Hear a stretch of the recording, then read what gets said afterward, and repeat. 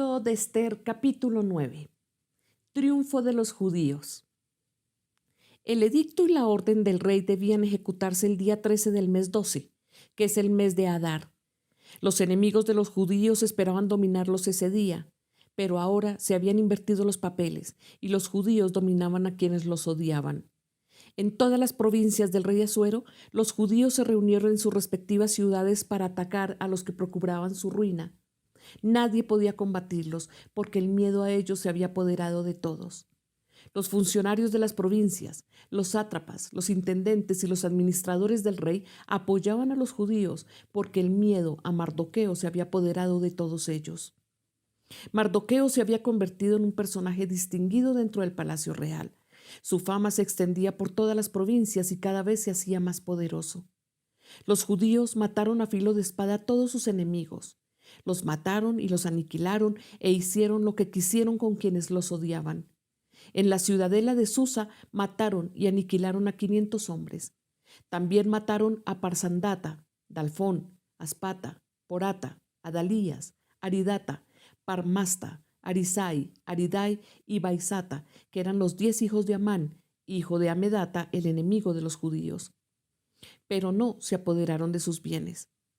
Ese mismo día, al enterarse el rey del número de muertos en la ciudadela de Susa, le dijo a la reina Ester: si los judíos han matado y aniquilado a 500 hombres y a los 10 hijos de Amán en la ciudadela de Susa, ¿qué no habrán hecho en el resto de las provincias del reino?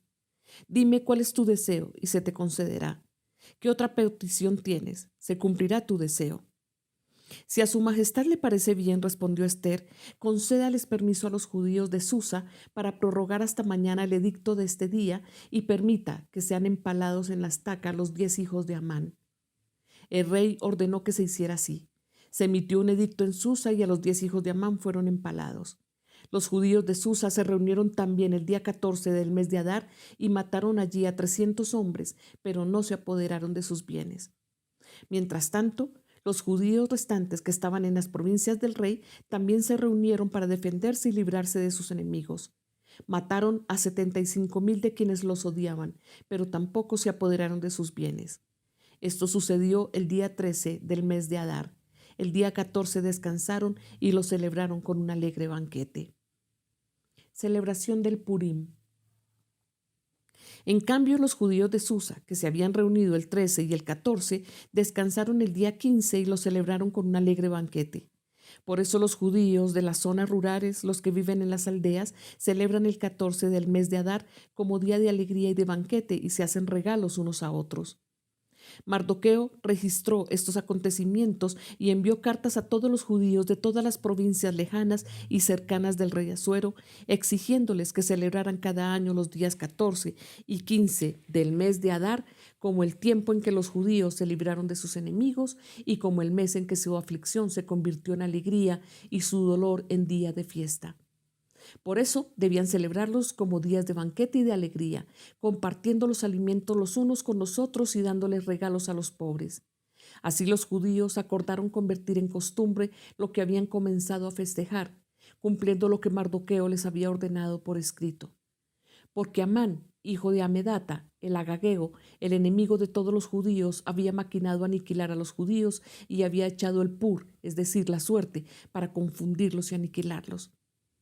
Pero cuando Ester se presentó ante el rey, éste ordenó por escrito que el malvado plan que Amán había maquinado contra los judíos debía recaer sobre su propia cabeza y que él y sus hijos fueran empalados en la estaca. Por tal razón, a estos días se les llamó Purim, de la palabra pur.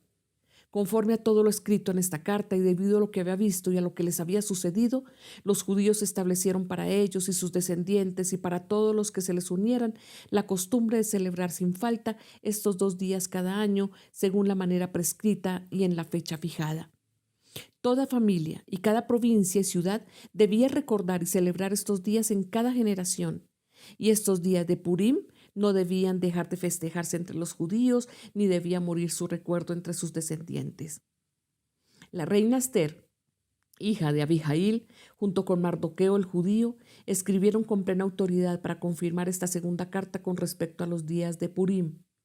Él envió decretos a todos los judíos de las 127 provincias del reino de Asuero con palabras de buena voluntad y seguridad para establecer los días de Purim en las fechas fijadas, como lo habían decretado para ellos Mardoqueo el judío y la reina Esther, y como lo habían establecido para sí mismos y para sus descendientes, con algunas cláusulas sobre ayunos y lamentos.